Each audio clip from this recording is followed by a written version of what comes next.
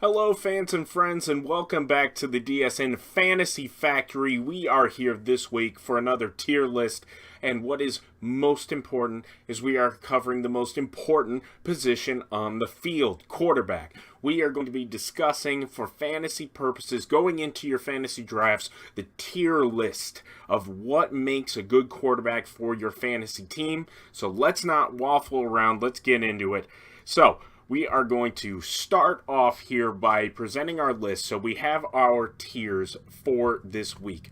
So we have star tier, top of the top, cream of the crop, guys that you're really going to want to get in the higher tier rounds. Starter tier for your fantasy team, a starter, somebody that you can live with at the position. A bench tier, which is somebody that you at least want to roster just in case scenarios. And then we also have a waiver wire tier, that's somebody to just pay attention for in a worst case scenario where you have somebody who has a torn ACL out for the year, whatever it may be, and you really need to have somebody thrown onto your roster. And the practice squad tier is very straightforward. We're ignoring them. So right down here we have photos for all 32 fantasy quarterback starters for the NFL. Now, you'll notice that there are some people who are going to be omitted. Deshaun Watson, partially because of the suspension. There are going to be a lot of them where there are quarterback battles, such as Mr. Trubisky. He's not going to be on here. But by and large, you have all of the starters for the 32 teams. Hopefully, all these guys get through the full seasons. But we are going to be going based off of divisions.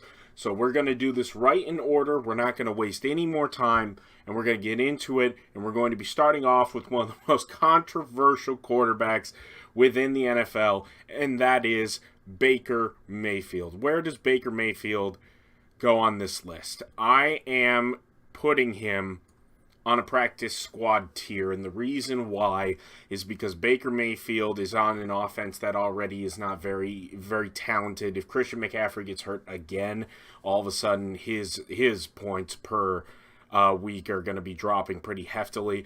But also, I just think that there are at least 20 guys that are better. I don't even think that Baker's deserving of a roster spot. And even though there was that video that went viral, that was a miscommunication for why that throw was so bad. But even still, for fantasy purposes, Baker tops out at 15 to 16 points. And there are just so many guys on here that can absolutely get over that. So I'm going to be putting Baker in a practice squad tier. The NFC South in general is not very great for this.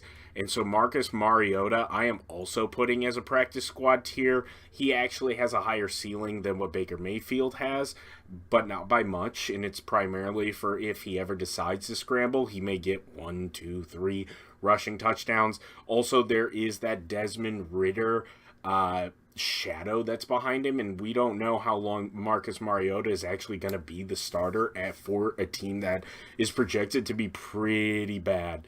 So for that, I got to have Marcus Mariota in the practice squad tier. We move on and we go to famous Jameis Winston. I am going to be putting famous Jameis in a waiver wire situation, and the reason why Jameis is waiver wire instead of bench is because this is a new offense. Sean Payton is no longer there. This offense also has a lot of question marks. Remember, Alvin Kamara is not going to be starting for the Saints at the start of the season, so that's hampered. Michael Thomas coming off of injury. We don't know what to expect from somebody like, I believe Chris Olave is one of the receivers that they drafted. I just have a lot of questions for this team, and I don't think Jameis Winston is going to be able to help out with that from a fantasy perspective. He has a very, very low ceiling, but he may wind up helping you if you're in a bind. But again, I don't like the NFC South's crop of quarterbacks anyway. Tom Brady. This one's going to be a tad controversial for some folks who are Tom Brady stans, but I am going to put Tom Brady in a bench tier, and the reason is because he is clearly half-heartedly in this. His offensive line has been torn apart. We cannot ignore that for fantasy purposes. We cannot ignore that the Tampa Bay Buccaneers are going to have a major problem on the offensive line. Not having Ryan Jensen is a huge problem for this team. And there was actually a fantasy scare, or not a fantasy scare, an actual football scare where their backup to their center was carted off the field. It was only cramps, thank goodness, but for a second there, I was like, oh man, I can't even bench Brady at this point. He's definitely not a starter. I just don't see how there's any way that he is going to be better than a lot of these other guys that have really had their offenses ramped up. Tampa is becoming a very old roster very quickly, and their offensive line has been torn apart this offseason. I have to put Brady in a bench spot. I cannot put him higher. Moving to the NFC North, we have Aaron Rodgers, who I am just going to make this easy. He's a starter. He's not a star tier. His offensive weapons are awful, and that's part of the reason why he can't be a star tier from a fantasy perspective. If he's playing against the Chicago Bears, he's definitely a star tier. I think he's a starter, though. I think he's a good fill-in if the rest of your roster is very, very good.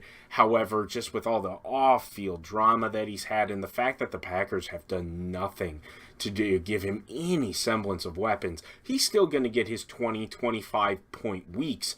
But I think that he is going to start to really hamper down over the course of the season. I think that he's going to be finishing 10 to 14th for fantasy points for quarterbacks, and there's going to be a lot of guys ahead of him in that regard. I got him still as a starter just because he is who he is. But outside of that, his situation is not dissimilar to Brady. He's just younger, and so for that, I have him as a starter tier.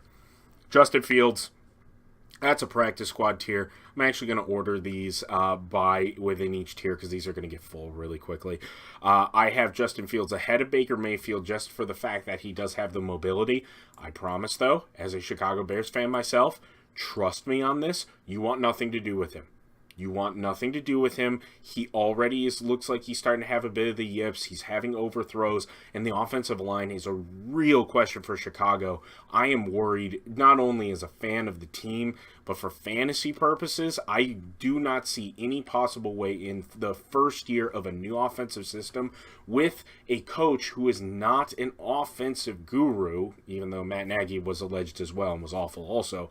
I cannot recommend Justin Fields for fantasy purposes. I wouldn't, maybe it's controversial, maybe it's just because I'm in a pit of despair, but I wouldn't even roster him. I don't even know if I do waiver wire, just with the way this offense could be very likely to be a bottom 5 offense in the NFL. I am putting Jared Goff here behind the famous Jameis Winston for a waiver wire selection for those who watched my tier ranking for Lions players. I believe I had him as a roster spot kind of guy. I think that especially compared to his peers, he's definitely somebody that you can see at rostering, especially once his offense starts churning in the back half of the year. The problem is that specifically for Jared Goff compared to his peers, he has a ceiling that will rise as Jameson Williams gets integrated into the offense. The problem is over the length of a full season, does that mean that you roster him right away? I don't think so. However, I do think that there are going to be weeks, especially later on as injuries start to pile up, and again, where Jameson Williams starts to hit the fray, where I think he is definitely worth looking in the waiver wire. He is not a bench tier spot, though. I'm not telling you to put him on your roster right away. However, after week 8, week 9, week 10, the minute that we start to get into the later parts of November, that is when I would start looking at Jared Goff as a potential guy, is as good as I can say.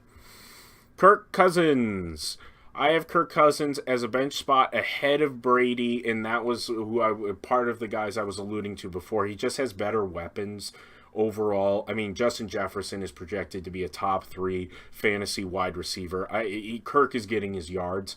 Now, he's also going to be getting just those dumb plays where he'll either overthrow by a ton for no reason, or he'll throw a pick where you're like, dude, what are you doing? Or he'll scramble like a gump and just smack right into somebody and lose the ball.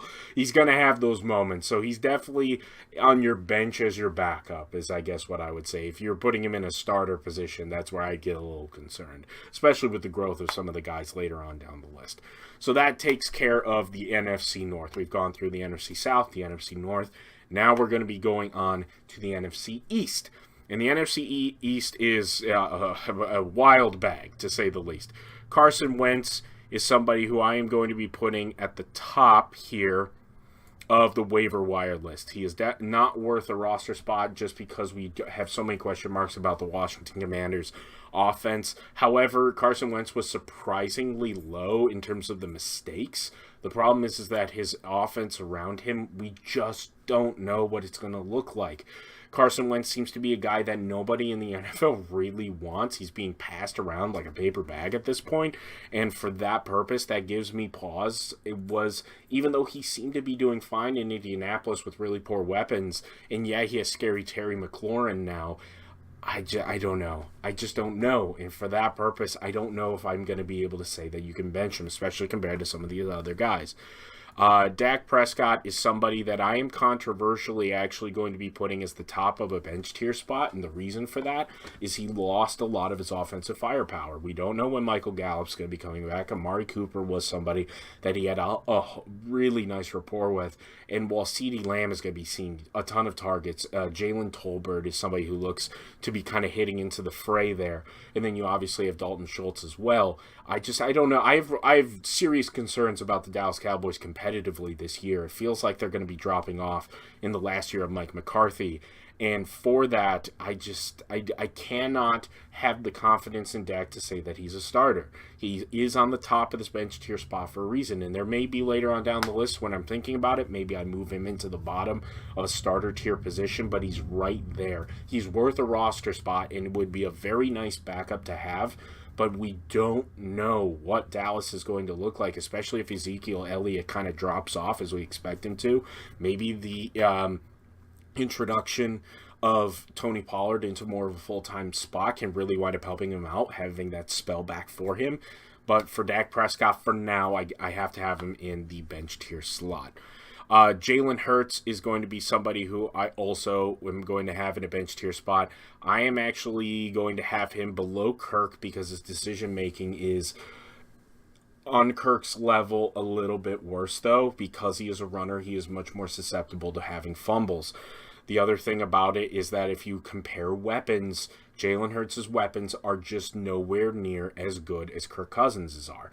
Justin Jefferson is going to make Kirk Cousins his entire game a lot easier for him, whereas Jalen Hurts doesn't have that bailout. And if Miles Sanders winds up being hurt in any sort of way, Jalen Hurts is going to wind up taking a lot of the brunt of the running game, which can help in fantasy purposes, but there's a potential for being hurt. And again, I just have really serious concerns about that receiving core. I don't think that the additions that they've made are somehow going to burst Jalen Hurts ahead of Kirk Cousins. And so for that, even though in terms of fantasy impacts, they're in that threshold of those 18 to 22 kind of guys per week, points per week. But Kirk Cousins just has the better and more consistent weapons, whereas A.J. Brown for the Philadelphia Eagles, I mean, he didn't look all that great in an offense that you have to say is better than what Philadelphia has. So for that, Jalen Hurts is a bench tier spot, but he is behind Kirk Cousins. Now, Danny Dimes, he is the bottom of the practice squad. This dude's a disaster. Baker is nowhere near as bad as Daniel Jones is. This is going to be his last year as a starter. He's going to revert into a career backup after this season. I have no faith. The offensive weapons that he has around him are terrible. And so for that, Daniel Jones, bottom of the practice squad tier list. I'll be surprised if anybody is lower than he is. This is going to be the first one where we are going to see maybe some discord. I don't know. Be interesting to see. But Matthew Stafford is a star tier. You're starting him every single week. You are drafting him higher on the spectrum of quarterbacks. The amount of weapons that he has is absurd. Cooper Kupp is the consistent guy that he's going to wind up having. You have Allen Robinson. You have the running game with Cam Akers, who hopefully is going to be a lot healthier. And Van Jefferson, hopefully he comes back healthy as well. I just don't see any potential way that Matthew Stafford is not a top 10 fantasy quarterback. I think there are going to be weeks here where he's going to make your week 30-plus point type of games. I just don't see any way, especially in the way that the competitive NFC West is going to wind up being, thing, I have to have Matthew Stafford in that star tier spot. He's the first guy out of everyone we've gone through so far that I think is leagues above everybody else, even Aaron Rodgers. And the weapons obviously help, but I just think at this point in their careers, I think Matthew Stafford is a top 5, even potentially top 3 quarterback in the NFL, and his weapons make it so that it vaults him up into what I would argue is at the very least top 8 for fantasy purposes. So I have him as a star tier, Matthew Stafford. Oh, this is where the bias is hard to fight against. I'm not going to lie. Kyler Murray. I don't like Kyler Murray. I've made that very clear on previous episodes of the Fantasy Factory.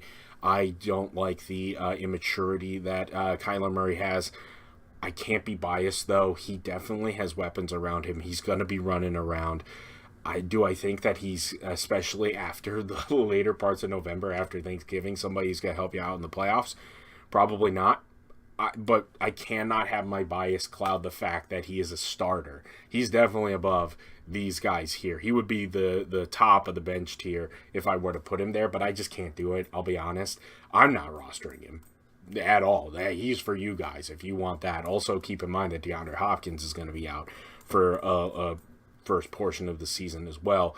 I don't like this guy. Trust him, and I think that his fantasy value gets lower and lower every single year. Last year, Kyler Murray was definitely somebody who was veering on that star tier status, but everything that's happened this offseason, I just can't do it. I don't like him. I don't trust him. So for that, I have Kyler Murray as a starter, but probably towards the back end of the starters. Trey Lance is our next guy. I am going to have him towards the top of the practice squad. He's a rookie in an offense that is going to be very run heavy. I think that there are certain guys on San Francisco that are going to have really high fantasy value, like Deebo Samuel, even Brandon Ayuk, but especially George Kittle, now that there's not a rookie, but a first-time starter for Trey Lance. He is getting the full breadth of the offensive reps now, whereas he didn't before, with Jimmy Garoppolo being the guy who was purported to be the starter. However, can I say in honest and in good faith that he's above Carson Wentz and Jared Goff and Jameis Winston right now? I just can't.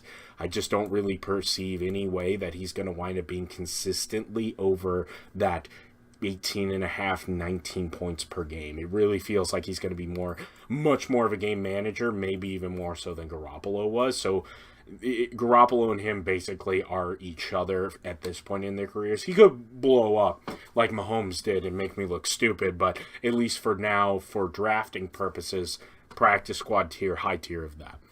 Drew Lock. I said Daniel Jones was going to be the bottom of the practice squad. I think these two are idiot 1 and idiot 2 when it comes to quarterbacks. Who is ahead of the other? I'm going to put Drew Lock behind because his running game has been eviscerated. He does have DJ Metcalf still. However, I think Danny Dimes will be a marginal bit better, but they're both awful, so ignore that. Davis Mills, I actually have Davis Mills going ahead of Justin Fields, actually. Davis Mills is somebody that Houston has wound up trusting pretty heavily. He's got Brandon Cooks. He is on a depleted roster that is pretty awful, but compared to everybody else that's behind him, I know that I'm probably going to get some heat for having Justin Fields this far down, but that is just my pessimism for the Chicago Bears offense. I don't think that Houston's all that much better, but I think Davis Mills, at least at this point in his career, is at least a competent enough starter, whereas Justin Fields is going to be running for his life every single day. And so for that's why I would have to have Davis Mills ahead of Justin Fields for fantasy purposes. Now we go into definitely, we're already kind of there with Davis Mills, but this is by far the worst quarterback division in all of the NFL this year. The AFC South is so bad. They are so bad. So not only do you have Davis Mills, who's a practice squad tier, I have Ryan Tannehill, who is going to be a practice squad tier as well. I'm putting him all the way here, just ahead of Davis Mills. But, they did trade away A.J. Brown, and is Treylon Burks really that much better? I don't know. They're going to be running the ball pretty heavily, and the way that he's been playing in the playoffs, I know that there's no confidence. Not to mention that they got Malik Willis, who they may wind up possibly throwing in there, depending on how game flow goes and depending on how god awful Ryan Tannehill is. I'm going to put Tannehill in the practice squad. Matt Ryan is down. This is tough. He's still practiced here. I am going to put him ahead of Ryan Tannehill simply because he does have phenomenal weapons to where Jonathan Taylor's going to get you some pretty undeserved stats fantasy-wise for Matt Ryan. A lot of those swing plays are going to wind up doing wonders for him. I can pretty much guarantee he's going to get at least 6 passing touchdowns just from Jonathan Taylor on his own. Not only that, but you actually do have at least a modicum of good receivers there in Indianapolis. I don't know why the Colts keep doing this, keep rinsing and repeating veteran quarterbacks that they don't seem to want. But also, let me put it to you this way. This is very simple for Matt Ryan. If Phillip Rivers, when he was with the Colts, and you weren't going to touch him with a 10-foot pole, I have no idea why Matt Ryan would somehow be any different. So your evaluation for Phillip Rivers in Indy should be the same as Matt Ryan in Indy. They are basically the same. Trevor Lawrence, I am putting at the top of the waiver wire because new offense, we don't know exactly what's going to look like. However, they spent a ton of money. We can't ignore that.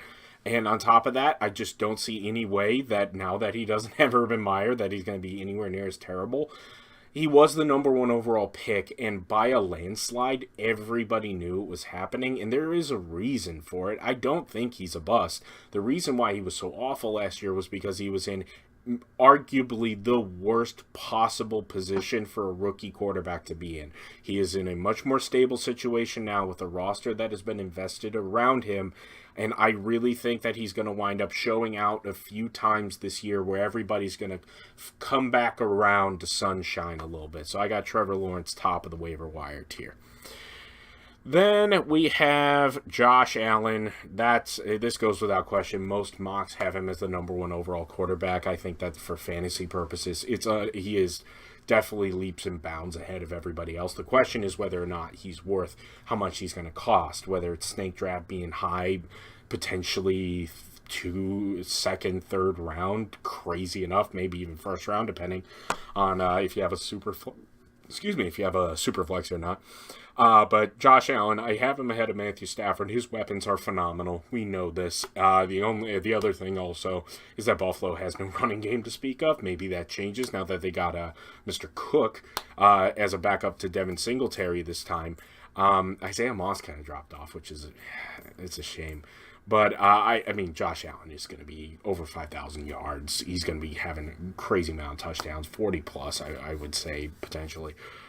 So therefore that, I have Josh Allen, who's going to be star tier, probably number 1 overall. We'll see. Mac Daddy Jones. Mac Daddy Jones is going to be right there. He's not very good. That offense is awful. We've heard it from a lot of people that the Patriots offense is looking pretty bad. Bill Belichick looks like he's out the window. And on top of that, Josh McDaniels isn't there anymore. And I'll be honest, can anybody name who the number 1 starting wide receiver is going to be for New England this year? I do, because I'm a sycophant, but it's going to be oh my God, Devontae Parker, which is tragic, but I just can't say any more about Mac Daddy Jones. It's a shame, but he looks like he's in a pretty bad situation. This one's going to be interesting because I think there's going to be some smartest men in the room who are going to think that all of a sudden Tua's inaccuracy and his lack of arm strength is all of a sudden going to pop out of nowhere. I have him as... I'm going to put him ahead of Jameis because of his weapons he has around him.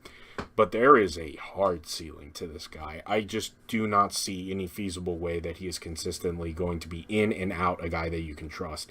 He's somebody that maybe you can wind up adding, especially if it looks like the Miami offense is rolling with Jalen Waddle, Mike Gesicki, and obviously Tyreek Hill, who's going to be there now as well. They also added Raheem Mostert and Chase Edmonds also. So that offense is kind of revamped.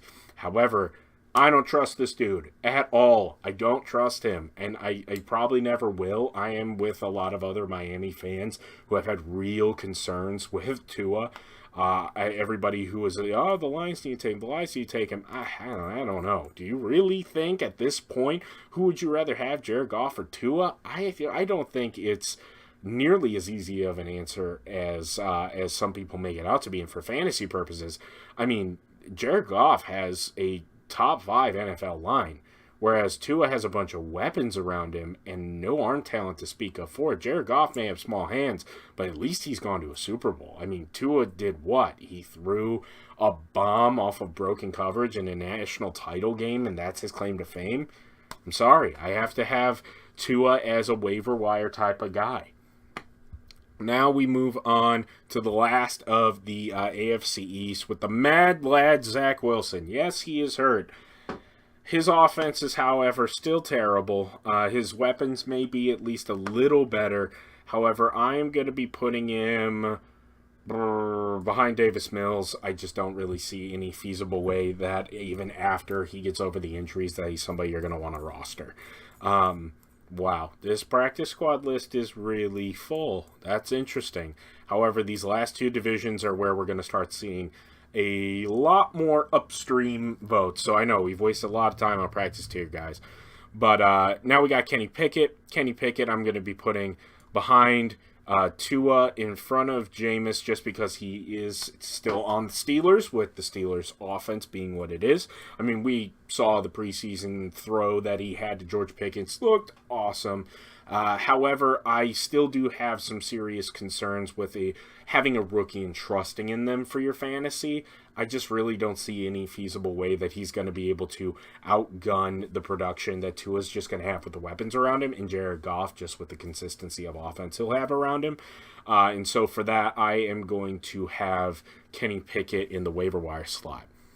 Lamar Jackson, I am going to have as the top of the starter tier, and the reason why he's not a star tier is because we have seen what it looks like when teams play what I like to call the Los Angeles Chargers defense of Lamar Jackson. Drop every single secondary player worth a damn that you have.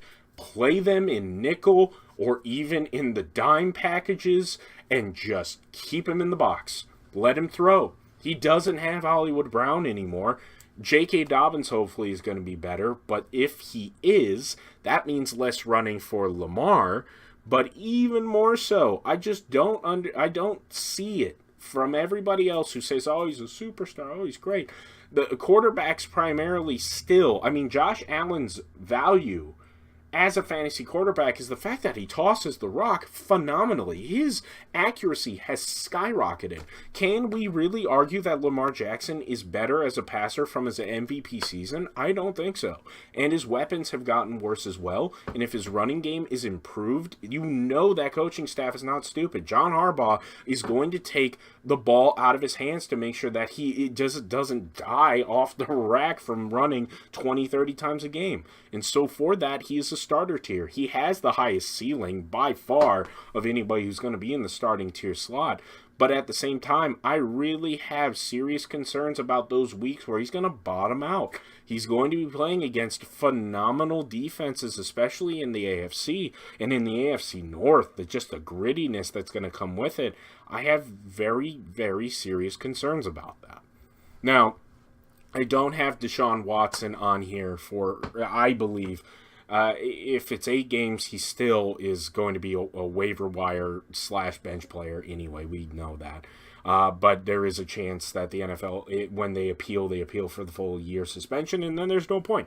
So you have Jacoby Persette, and Jacoby Persette does not inspire any confidence, and I am putting him I'm not even putting him above Baker, because I think that Baker's weapons may actually be marginally better.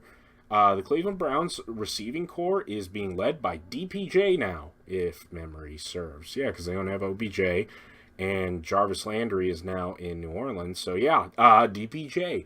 Do you really think that DPJ is going to be better than Robbie Anderson, a healthy Christian McCaffrey, and DJ Moore? I don't. So for that, I have Jacoby Persette. Bam, right there. In the practice squad tier slot. So then we have Joe Burrow. And Joe Burrow, this is tough because these two guys faced off in the Super Bowl, and they're both number 9s. I think they're both phenomenal, great arm talent. I think that Joe Burrow has the fortunate circumstance of having a better organization, especially from a team-building perspective around him than Stafford did early in his career. So therefore, these two guys are going to be compared quite a bit. I think Stafford is peaking at the right time. So for right now, I have Stafford a little bit better. But for fantasy purposes, Joe Burrow's offense is so phenomenal. I mean, they got so much better because they invested in the offensive line. You're telling me Joe Burrow's now going to have actual time to throw, and he has all those weapons around him? I mean, we saw Joe Burrow had the ball in the Super Bowl and could drive. He had no time. Aaron Donald just ruined the entire plan for Cincinnati to right the wrongs of the Harambe timeline. Like, I have to have Joe Burrow in front of Stafford for fantasy purposes because his team around him is just so damn good. I mean, I personally love Joe Burrow for fantasy purposes. Hopefully I'm not giving the game away there a little bit, but if it were me, I'm taking Joe Burrow. Justin Herbert, I had him in every single fantasy team that I had last year, and it definitely paid off. He's a star tier. He will continue to be a star tier. It really doesn't seem to matter who's around him. Austin Eckler being the spellback that he is inevitably going to help out with his stats. Out of everybody, though, Keenan Allen's getting older. He has Gerald Everett now as his tight end. Austin Eckler is getting older as well. I mean, they just signed Mike Williams to a huge contract. Mike Williams is still going to have a pretty big fantasy year, but can I really honestly say that week in, week out consistently that Justin Herbert's going to have better outings than Stafford, than Burrow, than Allen? I can't say that. I really can't. So for that, he's still star tier though. Still a top 6, top 8 type guy. But I cannot have him ahead of the other 3 guys, at least for now. The AFC West is just packed, and you're going to kind of see it. This may be a tad controversial. I have Derek Carr. I actually really want to put him in the star tier status because I really believe in this guy, especially with the weapons that he has. F it. I'm putting Derek Carr in a star tier status for fantasy. I'm doing it. Devontae Adams, Hunter Renfrow, Darren Waller, Josh Jacobs. I don't think I need to say more. And he has Josh McDaniels now as his head coach. This dude was able to right the ship in the most chaotic situation possible last year and got him to a playoff berth. This dude's been slept on his entire career. He is going to be in shootouts in that AFC West every single time that they play against each other. And I think he's on a phenomenal team and now has a top 3 receiver that he gets to throw to as well. That's going to free up Darren Waller. This offense is going to absolutely churn as far as I'm concerned. He's not ahead of any of the guys on the star tier. He's the bottom of the star tier, to be fair. But for fantasy purposes, I just don't see any way that Derek Carr is not going to wind up finishing top 10 in NFL stats and in fantasy stats as well. And so for that, I have him in a star tier status. Patrick Mahomes, I do have as a star tier. I am, however, going to put him in between his AFC West compatriots because I don't think that he's going to have the upside that Herbert's going to have, especially since it feels like this is a retooling year for this offense. He still has Travis Kelce.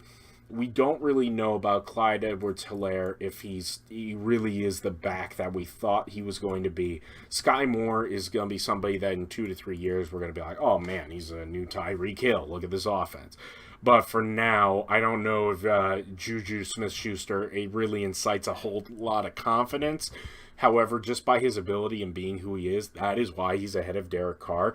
Weapons-wise, let's put it this way. Give Derek Carr Mahomes weapons. Mahomes is probably jumping up close to where Burrow is. However, because of the weapons that he has, and it really feels like this is a mental reset year for Kansas City, I just really can't see a way for fantasy purposes why I can in good faith argue that Patrick Mahomes is going to be better than Justin Herbert, Matthew Stafford, Joe Burrow, or Josh Allen for fantasy purposes this year. Lastly, and this is another controversial one, maybe, I don't know, maybe.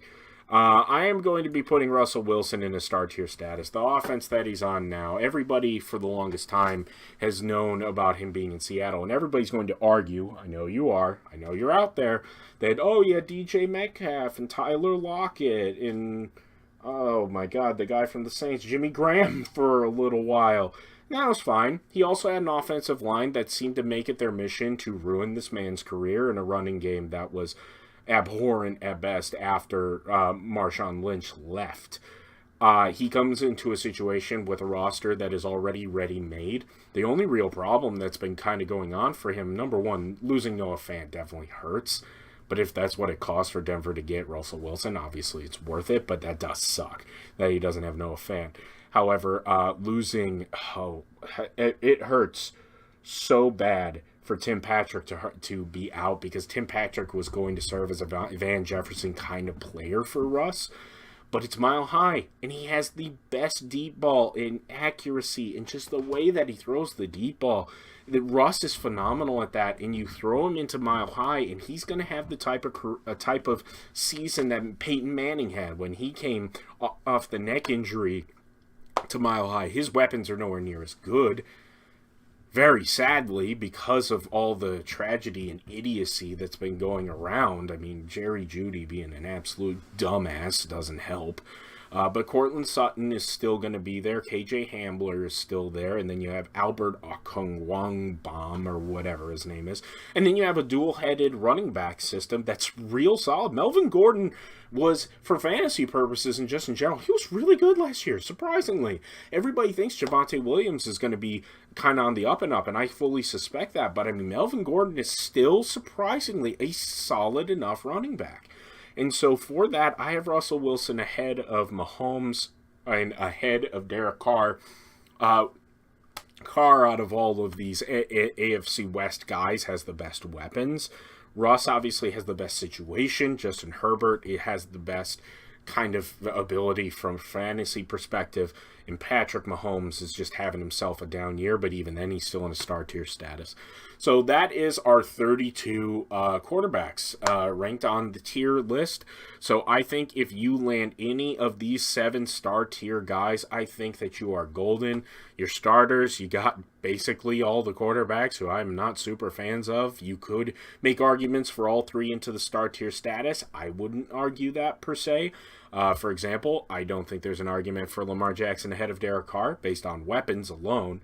Aaron Rodgers, same thing. Kyler Murray, weapons are closer, but I don't trust what's going on up here. I trust Derek Carr mentally more than Kyler Murray for decision making. So there we have it. We have our tier list. I'd love to hear what you guys have to say. We're going to be doing these live next time. So this is going to be, even though, yeah, I guess a little bit of illusion that it's going live this time, we're going to have interaction. I really want to hear what you guys have for questions and rankings and what have you. We did quarterbacks this week. We're going to be running into running backs next week. Running backs, big deal. We know running backs, that is going to be very, very exciting for us here on the Fantasy Factory, because that's a position that churns your offense. So thank you very much for sticking with me this week through the quarterback tier list. Again, if you have any sort of input, I'm sure Derek Carr may wind up having a few comments from folks. But thank you again, as always, fans and friends, for being here with me on the Fantasy Factory. And until next week, live for running backs, I will see you then.